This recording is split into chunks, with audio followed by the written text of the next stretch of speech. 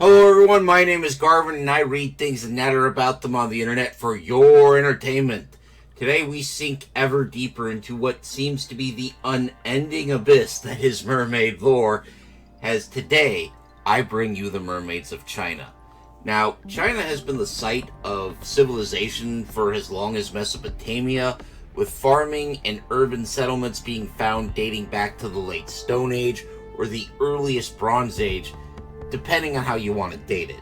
The Shang dynasty, which is the earliest dynasty that I'm aware of where we have solid archaeological proof for their existence, was contemporary with the Hittites and the Babylonians. The Shisha dynasty, which predates it as far as I know, has no archaeological evidence for a state-level culture existing, but even before the Shang dynasty, there were people living in settlements and farming. We just don't have existence of a state-level culture forming. The point here is that China has a lot of history, and that also tends to mean a lot of mythology. So, odds are I've missed a Chinese mermaid or three. If I've missed a mermaid you're a fan of, I apologize, and I really want you to tell me about this mermaid or merman in the comments, especially if you can give me a source. An internet source, if you have a link, is fine, but a printed source, even if it's just a book title and an author name, is also fantastic. Just as a quick reminder, this topic was chosen by my Everwise patrons, whose ranks you can join for as little as $1 a month by clicking on the link in the description below.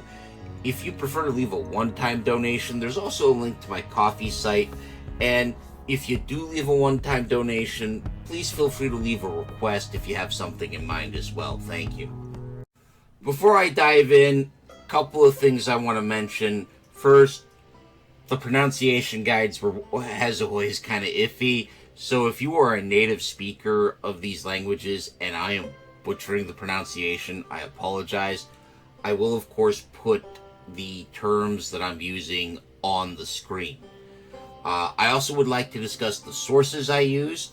Now, my biggest source was the Classic of Mountain and Sea, known in its native tongue as the Shanghai Jing.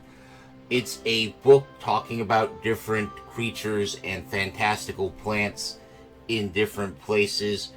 It's a very interesting read. I do recommend it. I have a copy of it, at least an English translation, so I was just able to use that directly. I also used a book called Fantastic Creatures of the Mountains and Seas, a Chinese classic, which is basically an art book version of the Classic of Mountains and Seas, and I do recommend that as well because the art in it is beautiful and it's a little easier to digest than the text alone book, which is a little dry because it's written as kind of an atlas. So just a note there. I also looked at notes from In Search of the Supernatural, or the Soshinji. Now, I don't have a copy of this, so I had to use online sources. Another source that came up that I didn't have direct access to was the Haikotu. I couldn't find a pronunciation guide for that at all, so I apologize. But also, the reason I wasn't able to access it or find a pronunciation guide is there doesn't seem to be an English translation of that book at all, and I sadly do not read any version or type of Chinese. Why am I bringing this up? Well, I kept running into stories on blogs and other online sites that declared these stories to be ancient Chinese myths, but I couldn't find out where the myth had come from. Like, where in China is this story told? When did it come about? Is there any correlation here? And none of these sites were Chinese in origin, so I didn't really want to depend on it. Now, I don't think anybody was lying, but the internet has the ability to come up with a story and kind of convince itself that the story is actually ancient mythology. I am going to talk about that a lot more in a future video, so I'm going to just kind of leave that on the shelf. I just kind of wanted to let you know what's brewing in the depths here. First up, we have the Chiru from the classic of Mountains and Sea. The Chiru lives in the Ying River, which is found in the Jingshoushang Mountain and is supposedly emptying into the Ji marshland. While in the water, it had the body of a fish and the face of a beautiful woman, but this creature did not seem capable of human speech. In fact, according to the book, it quacked like a mandarin duck. Which, I gotta be honest, people, I did not see that coming. Quacking fish people, you heard it here first. If the Chiru is removed from the water, gill-like formations appear on its cheeks and its face starts changing, so it no longer resembles that of a beautiful woman. It's supposed to taste terrible, but it could be used to cure scabies, which is an allergic reaction to certain types of skin mite bites that look like a really bad rash. So once again, you see mermaids treated as kind of a exploitable resource here instead of people. Next up, also from the classic of Mountains and Sea, are the Jia Ren, also called the D people, who are described as living west of the forest of the Jianmu tree, which is a purple trunked tree with yellow fruit that exists somewhere to the southeast of China. The Jia Ren are described as legless with scaly fish bodies, webbed fingers, and human heads and faces with fins on the top and side of their heads. In my copy of Fantastic Creatures of the Mountains and Seas, it's claimed that they are descended from the Flame Emperor. Now, some of you may be asking, Garvin, who is the Flame Emperor? And that is a fair question. The Flame Emperor is a pre-dynastic ruler. That means he's from before the recognized imperial dynasties of China and ruled one of the tribes or other societies that would eventually make up modern China. The Flame Emperor might be a title instead of a singular person, but it's also suggested that the Flame Emperor was a title for Shenan.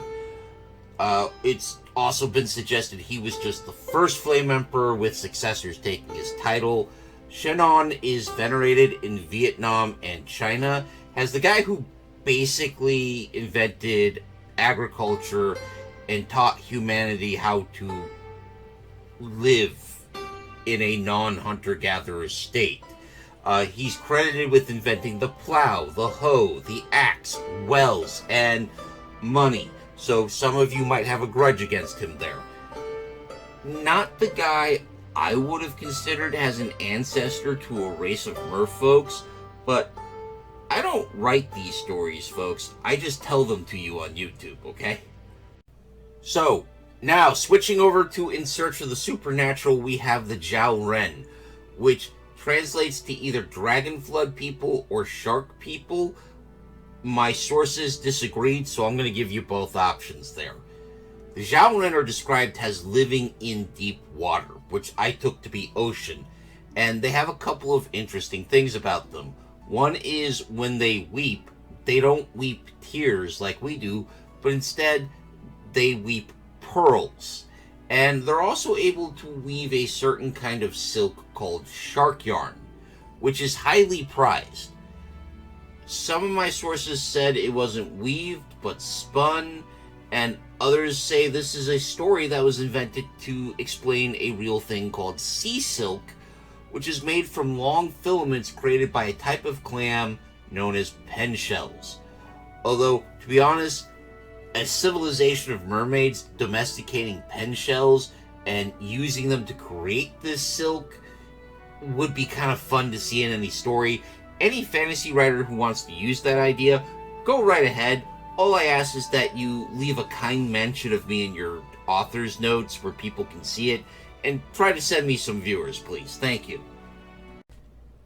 The Mermaids from the Hai Kao Tu, which was written by a Chinese biologist named Ni Hong, in the Qin dynasty. Now, I couldn't find any English translations of this book, so take everything I'm about to say with a grain of salt. But apparently, this book was a work describing various marine life forms. They talked about mermaids that had black skin, yellow hair, and red wings on their back. So, I guess they could fly. Maybe they were like flying fish. It doesn't really say. They're also mentioned as having webbed hands and feet. So, I'm not sure how much fish is actually included in their form. I mean, they might be some sort of all-terrain type of mermaid, able to fly in the sky, walk on the land, and swim deep in the seas, which is pretty interesting to think about, if nothing else. You know, the ATV of mermaids there, right? Lastly, something a little more modern. Now, I only have online sources for this. You have been warned. This is a story from Hong Kong about the Lo Tang, which is described as having the head and body of a fish on long human-like legs with long human-like arms, but the hands and feet are not human-like. They're more rounded. The hands are described as being kind of mittenish almost. The Lo Tang is said to be the ancestor of the people of Hong Kong, according to some legends, claiming the creature lived in tribes on the island of Lantau, eating mussels and clams, and building walls with the shells. This is according to a Tang dynasty official named Lu Ting. This was expanded on by a poet in the Qin dynasty named Hu Dailun, who remained loyal to the Ming dynasty, that's the preceding dynasty, and even joined an armed rebellion against the Qing that was, well, crushed. He gave the Lo Tang an origin story as people who rebelled against the central capital in the ancient past and fled to the island to escape imperial authority and turned to living between the sea and the coast to preserve their independence. So, he's talking a little bit about himself here in metaphor, I feel, because, you know, he is also a failed rebel, right? Now, the myth is currently experiencing a bit of a resurgence in Hong Kong today, being used by local artists and the theater community to tell stories of being in between, not quite belonging, and trying to survive, and having a voice against an outside elite culture that's dominating you. I can understand why some people in Hong Kong feel that way, and all I can say is I wish the people of Hong Kong luck, and I hope that they find a way to live in a way that works best for them. On that somewhat somber note, I think we'll wrap up this video. I hope you found this video informative or at least entertaining. If so, please leave a like or a comment or consider subscribing. All these help me in my eternal struggle against the dread Lord algorithm. Terror be on his name. Special thanks goes to Big Steve, my biggest patron supporter as well. As always, my sources will be listed in the description below, and if you think you can add to that list, please feel free to do so in the comments. So, next video will be mermaid stories of the Philippines and Australia. Then we're going to head to the New World before circling back to look at the stories of mermaids in Europe. Given the sheer amount of research, and sadly I do have some non-YouTube stuff going on in my life, there might be a slowdown. And I will let you guys know if I have to skip a week between videos. I apologize if that happens, but I want to thank everyone in advance for their understanding. Now, I hope you join me next time, but until then, take care of yourselves, take care of each other, and of course, keep reading.